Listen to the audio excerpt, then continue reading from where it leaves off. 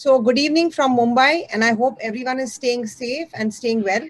Today, I'm going to talk about surgery in oligometastatic lung cancer. And to start with, we need to know my slides are not moving. Is there a problem? Okay. So, we need to know what this oligometastatic disease is. Basically, it's a transitional state between localized and widely metastatic disease. And it was a concept that was introduced in 1995 by Hellman and Weisselbaum. So a lot of molecular theories, and it was ranging between Fisher's theory, and everyone knows about Bernard Fisher's theory about breast disease. So there were some questions which came up after 1995 when this concept was introduced. Does this state exist for lung cancer? Can we offer local therapy to these patients? How do we select the patients? How do we sequence the various modalities? And now recently, after targeted agents, what is oligoprogressive and oligorecurrent disease? So coming to the first question first, does a true oligometastatic state actually exist? So we all know that lung is the most common site of metastasis from other sites, and the International Registry of Lung Metastasis had published more than 5,000 patient data outcome where there was 36% 5-year survival after pulmonary metastectomy. We also know that 60% of non-small cell lung cancer patients are metastatic at present, 45% will become metastatic at some point, 15% of these are oligometastatic, and we also know that 1.8 million patients are diagnosed with lung cancer every year. So this means more than 200,000 patients worldwide. When I was looking up the literature for this talk, interestingly, I came upon this paper which was published in 1986 in Annals of Surgery. So we, the thoracic surgeons and our neurosurgical colleagues, were actually treating oligometastatic disease before this term was defined. This was an experience of 25 years from 1960 to 1985, which showed there was a median survival of 27 months if you excise brain mets from non-small cell lung cancer. And the early evidence for management of oligometastatic disease comes all from surgical studies. There was a paper in 1990 in NEJM where when surgery was added to whole brain radiation, which was the norm for brain metastasis at that time, the survival went up from a mere 15 weeks to 40 weeks. And also in 1995, Luketic published his results in Annals of Thoracic Surgery, treating different extrathoracic metastases in patients with non-small cell lung cancer, and he showed that a few could survive up to 5 years. So what is the role of surgical management in this stage of disease? It was the first modality to be used. It is usually used in combination with other treatments. It's well established for a single lesion, for a solitary organ lesion, and the previous published literature mainly consists of literature for brain metastasis, adrenal, and lung metastasis. But always a survival benefit has been demonstrated. So why are we talking about this oligometastatic disease now? Why are all the international conferences having a separate section on oligometastatic disease in lung cancer? Like the World Congress of Lung Cancer last year actually had 3 dedicated sessions on this topic alone. So we all know now we have better means to stage our disease, surgery has become more sophisticated, and our patients have better systemic treatment options. All this has led to superior overall outcomes. And also, this was noticed by the AJCC, which has divided the M stage into 3 because there was a distinct survival difference in patients who had single metastasis versus those who had multiple metastasis. Caveats of discussing this data are that the quality of data is really questionable. There has been a publication bias, only selecting the good risk responders, and the overall survival calculation, let's not even go there. So coming to brain metastasis, where this story actually started, 10% of patients will have brain metastasis as initial diagnosis, and the treatment options have traditionally been surgery, stereotactic radiotherapy is now coming in, and whole brain radiotherapy. So this was the largest series, a retrospective series of more than 100 patients who underwent neurosurgical resection, and all those who had R0 resection actually had a good survival. They also looked at, interestingly, the nodal stage in the thorax, and they saw that those who were N0 had a better survival than those who were N+. So all these early series told us that there were impressive results. There was also randomized evidence, and there were survivals in patients who presented with metachronous metastasis. Even synchronous metastasis did well when they were N0. So in 2012, Lisa Villacruz actually summarized all these studies together. She published this paper where all retrospective case series of patients with surgically resected synchronous metastasis from non-small cell lung cancer were clubbed together, and then she defined these patients by nodal stage. And we saw that the nodal stage in the mediastinum was actually the most important predictor of survival in these patients. When we come to adrenal metastasis, 3.5% of the patients present with adrenal metastasis, they have poorer prognosis compared to brain metastasis. And again, there are multiple retrospective series. Summarizing these retrospective series in the same paper, we saw that the prognostic factors were slightly different. Metachronous adrenal mets did better than synchronous, ipsilateral adrenal mets did better than contralateral, and minimally invasive surgery was also acceptable for these adrenal metastases.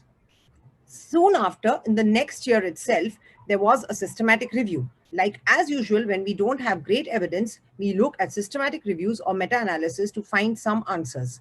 Here we saw that they got a summary of 49 studies with more than 2,000 patients.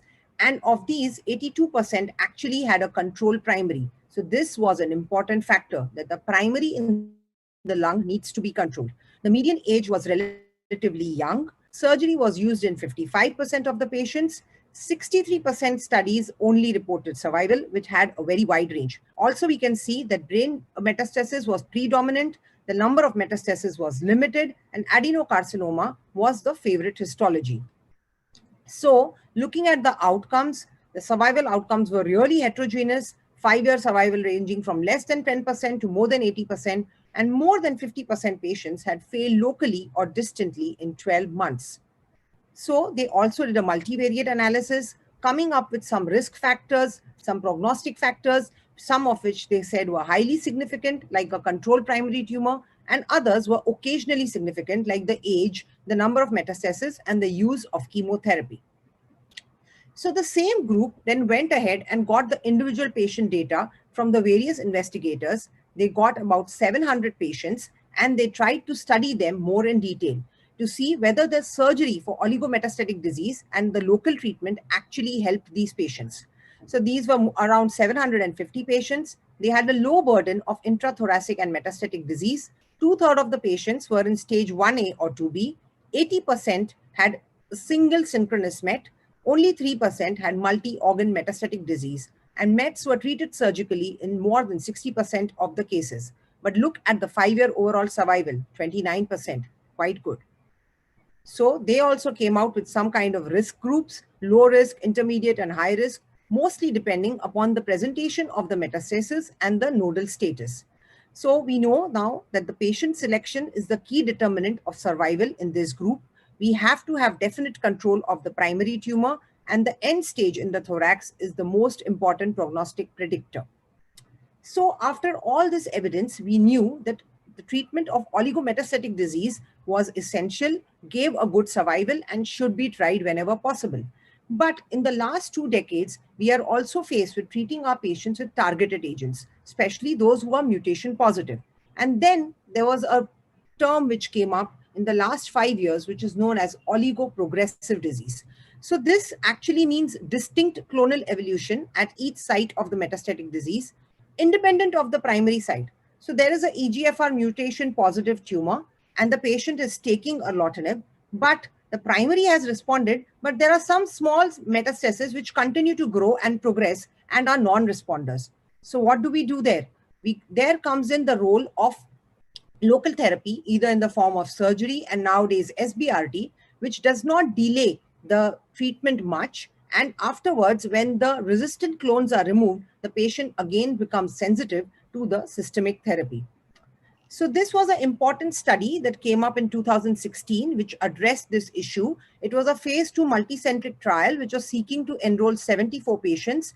And these had to be stage 4 non-small cell lung cancer with 3 or less lesions persisting after first line of systemic therapy and no disease progression. They were randomized to either get only systemic therapy or be randomized to get local therapy. The primary endpoint was progression-free survival. But what happened? This study was closed after an early interim analysis. Look at these survival curves. The patients who received local therapy did much, much better. The median follow-up was 38.8 months, but there was a definite difference in the overall as well as the progression-free survival. There was no increase in any adverse events because of the local treatment. And after this study was discussed and presented in ASCO, it led to a flurry of trials which flooded the clinical trials website. And as of now, there are 34 trials which are recruiting oligometastatic disease, such a rare subset all over the world, using various combinations of local treatment and systemic treatment. But now, because of so many studies, there have been differing definitions, different staging procedures, and it is going to be extremely difficult to compare results and reach a consensus. So a pan-European multidisciplinary consensus group was formed, which had 35 European thoracic oncology experts, and they actually formed a consensus statement and studied a lot of scenarios over 2 years, and they came to this definition. Radical treatment is technically feasible with acceptable toxicity, with all sites being amenable to local treatment. Look at the terminology that they have said. They have said this will modify the course of the disease, and this can be considered as an opportunity for long-term disease control. They did not use the term cure. They said long-term disease control and modifying the course of the disease. And this is what we need to explain to our patients also when we offer them this treatment, which is based on very, very low level evidence. So they also said mediastinal lymph nodes are not metastatic. We have to rigorously stage our patients. There has to be dedicated imaging for special subsites. Pathological confirmation may be required. They also said this has to be only 5 metastases in 3 organs max, and some sites were excluded from being included in this oligometastatic non-small cell lung cancer. This was presented in the 2019 World Congress of Lung Cancer last year.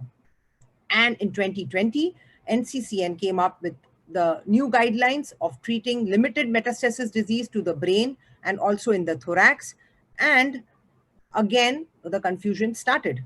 How do you sequence the multimodality treatment? Do you give systemic therapy first? Because after all, we are talking about stage 4 lung cancer, or should we do local therapy first?